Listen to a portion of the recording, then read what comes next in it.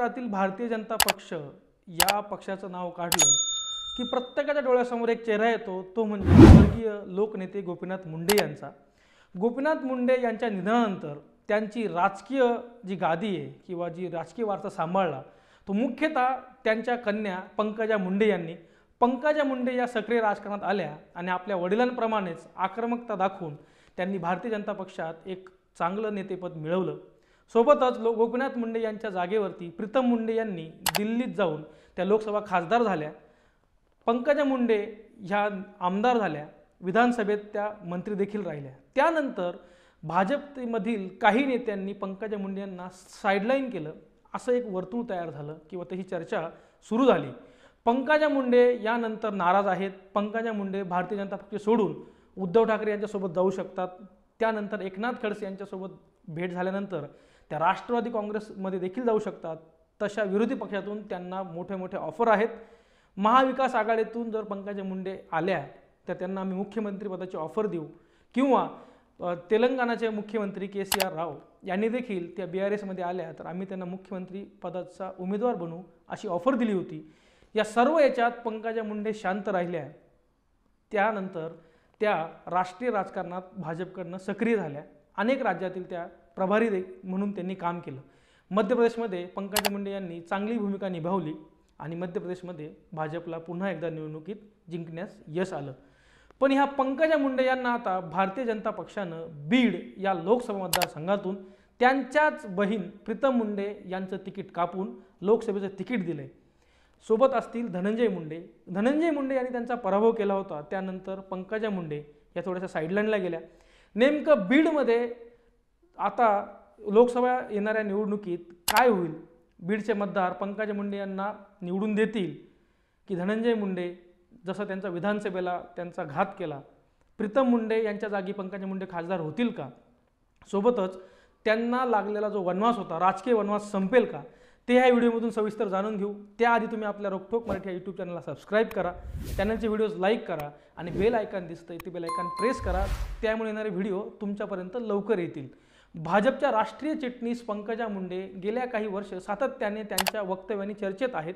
विधान परिषद किंवा राज्यसभा निवडणुकीत संभाव्य उमेदवारी यादीत पंकजांचे नाव घेतले जायचं। प्रत्यक्षात उमेदवार जाहीर झाल्यावर मात्र त्यांना स्थान नसायचं।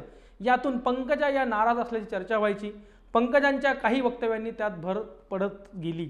अखेरीस 2024च्या लोकसभा निवडणुकीत भाजपने त्यांना मराठवाड्यातील बीड लोकसभा मतदारसंघातून उमेदवारी जाहीर केली। तिथेही पंकजांच्या भगिनी व खासदार प्रीतम यांच्या जागी ही संधी मिळाली। विधानसभेला पराभवाचा धक्का कसा बसला होता? कलियुगात 5 वर्ष वनवास हा प्रदीर्घ कालावधी आहे असं पंकजांनी नुकतंच स्पष्ट केलं होतं। त्यांचे चुलत बंधू व राज्यातील मंत्री धनंजय यांच्याकडून 2019च्या विधानसभा निवडणुकीत पंकजा पराभूत झाल्या। त्यानंतर सातत्याने राजकारणात काहीशा मागे पडल्या, कारण परळीमधूनच 2009 व 2014 मध्ये त्यांना यश मिळालं होतं। फडणवीस सरकारमध्ये 2014 ते 2019 या कालावधीत त्या मंत्री होत्या। विधानसभेला धक्का बसल्यानंतर स्थानिक निवडणुकांतही त्यांना अपेक्षित यश मिळालं नाही। यातून परळीत धनंजय यांची सरशी होत असल्याचा एक संदेश गेला। मंत्रिमंडळात असताना जनतेच्या मनातील मुख्यमंत्री अशा वक्तव्यांनी त्या चर्चेत होत्या। पुण्यात 2015 मध्ये त्यांनी हे वक्तव्य केलं होतं। सप्टेंबर 2023 मध्ये त्यांनी शिवशक्ती परिक्रमा यात्रा काढली होती। त्यावेळी बीड जिल्ह्यात स्वागतासाठीच्या फलकांवर भावी मुख्यमंत्री असा उल्लेख समर्थकांनी केला होता। पंकजांचे वडील गोपीनाथराव मुंडे यांनी महाराष्ट्रात भाजपचा विस्तार केला। उत्तम संघटन कौशल्य त्यांच्या ठायी होतं।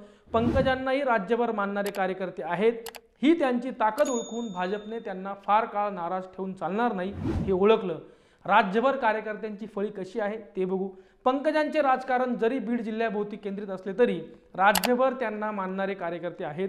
वंजारी समाजाबरोबरच विविध समाज घटक भाजपशी जोडण्याचं काम गोपीनाथ मुंडे यांनी केले। यातील अनेक जण आजही पंकजांचे नेतृत्व मानतात। अगदी मुंबईतील उदाहरण द्यायचे ठरले तर टॅक्सी चालकांच्या संघटनेत मुंडे यांना मानणारे अनेक जण आहेत। समाज माध्यमातही त्यांना मानणारे अनेक जण सक्रिय आहेत।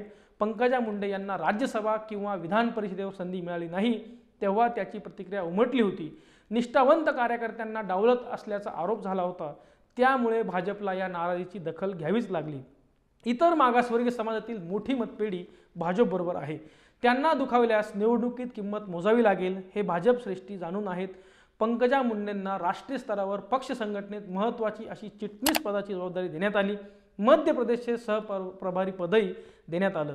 पक्ष संघटनेत दिल्ली जबाबदारी मिळाली तरी राज्याच्या राजकारणाकडे त्यांचं जास्त लक्ष राहिलं. राज्यात आपल्याकडे दुर्लक्ष होत असल्याची चर्चा आणि ते नाराजी त्यांनी अप्रत्यक्ष किंवा प्रत्यक्षपणे व्यक्त केली होती. माझा लोकांसाठी संघर्ष करेन, मैदान सोडणार नाही असे जाहीर करत इशाराही दिला होता. दसरा मेळाव्यातील त्यांची भाषणे गाजली होती. त्यावरून पंकजा मुंडेंचे पुढचे पाऊल काय असेल याबाबत तर्कवितर्क लढवले जात होते. मात्र पक्ष सर्वस्व आहे अशी पुष्टी जोडत पक्षांतराच्या वावड्यांना पूर्णविराम दिला होता. तरीही त्यांच्या मनात खतखत आहे हा अंदाज होता. अखेर पक्षाने लोकसभेला त्यांना संधी देत ही नाराजी दूर करण्याचा प्रयत्न केला. आता बीडच्या मैदानावर तेव्हा त्यांना आव्हानं किती आहेत हा एक मोठा प्रश्न. गेल्या वेळी म्हणजेच 2019 मध्ये 50% अधिक मते घेत प्रीतम मुंडे विजयी झाल्या होत्या. राष्ट्रवादी काँग्रेसच्या बजरंग सोनवणे यांचा त्यांनी पराभव केला होता. तर 2014 मध्ये प्रीतम यांना 70% मते मिळाली होती. यंदा राष्ट्रवादी काँग्रेसमधील फुटीनंतर मंत्री धनंजय मुंडे बरोबर असल्याने मताधिक्य वाढेल असा विश्वास पंकजा मुंडेंना आहे. जिल्ह्यात बहुतेक वेळा मराठा विरुद्ध वंजारी अशी पारंपरिक लढत होते. महाविकास आघाडीत ही जागा शरद पवार गट लढवेल अशी अपेक्षा असून इतर मागासवर्गीय समाजातील उमेदवार दिल्यास चुरस वाढेल असा अंदाज आहे. कारण मराठा समाजातील मोठ्या प्रमाणात मते महाविकास आघाडीला जातात असा अनुभव आहे. वंचित बहुजन आघाडी काय करणार हा एक मुद्दा आहेच. त्यांनी स्वतंत्र लढून एखादा तगडा उमेदवार दिल्यास मग ही लढत रंगतदार होईल. तूर्त तरी नरेंद्र मोदींच्या नावावर मिळणारी मते तसेच भाजप व धनंजय मुंडे यांची ताकद व पंकजा यांना मानणारा एक मतदार वर्ग पाहता भाजप या लढतीत पुढे दिसतोय. तर त्याच्या विरुद्ध असलेला उमेदवार शरद पवार आणि महाविकास आघाडी यांचा असेल तर विनायक मेटे यांच्या पत्नी ज्या सौ मेटे आहेत त्यांना महाविकास आघाडी उमेदवारी देतं का?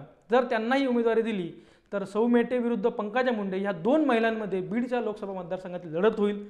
पण त्यामध्ये देखील पंकजा मुंडे यांच्यासोबत असलेलं समर्थन गोपीनाथ मुंडे, भारतीय जनता पक्ष आणि स्वतः त्यांचे चुलत भाऊ धनंजय मुंडे यांच्या मतदानामुळे पंकजा मुंडे यांचा बीड लोकसभा मतदारसंघातून सहज विजय होईल. परंतु तो किती मतांनी होतो हे बघणं आश्चर्याचं ठरेल. कदाचित पंकजा मुंडे ह्या बीडमधून महाराष्ट्रातील 48 लोकसभांपैकी सर्वात जास्त मतांनी विजयी होणारे उमेदवार देखील असू शकतात. हे आपल्याला आता येणाऱ्या 4 जून रोजी समजेल. ह्या व्हिडिओमध्ये इथेच थांबू. तुम्हाला काय वाटतंय? पंकजा मुंडे यांना लोकसभेची उमेदवारी देऊन भारतीय जनता पक्ष महाराष्ट्रातील नेत्यांनी नेमकी कोणती नवीन खेळी खेळली आहे? याचा फायदा पंकजा मुंडे आणि मुंडे परिवाराला होईल की होणार नाही याबद्दल तुमचं काय मत आहे ते नक्की कमेंट बॉक्समध्ये नोंदवा. आपल्या रोकठोक मराठी या यूट्यूब चॅनलला सबस्क्राईब करा. सोबतच चॅनलचा हा व्हिडिओ आवडला असल्यास तो लाईक करा, शेअर करा आणि जे बेल आयकॉन दिसतंय ते प्रेस करा. त्यामुळे येणारे नवीन अपडेट तुमच्यापर्यंत लवकर पोहोचतील.